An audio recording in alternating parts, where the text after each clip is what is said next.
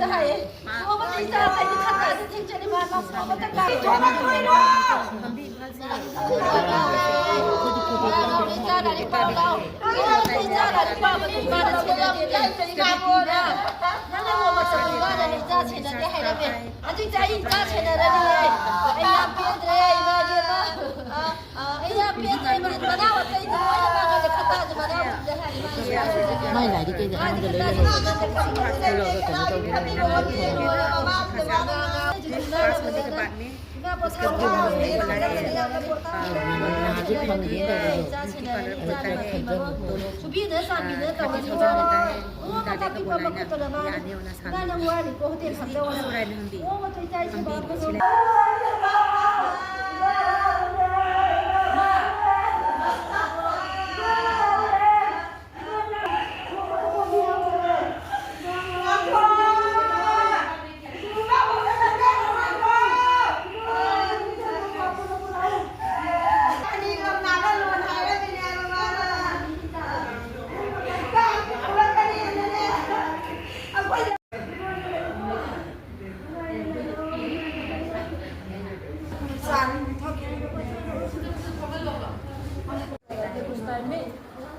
मतलब ज़्यादा ध्यान दे पा रहे हैं तो खुद के काम कर लेते हैं उस टाइम ना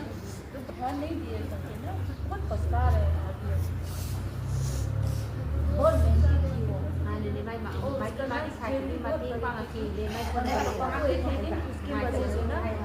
बहुत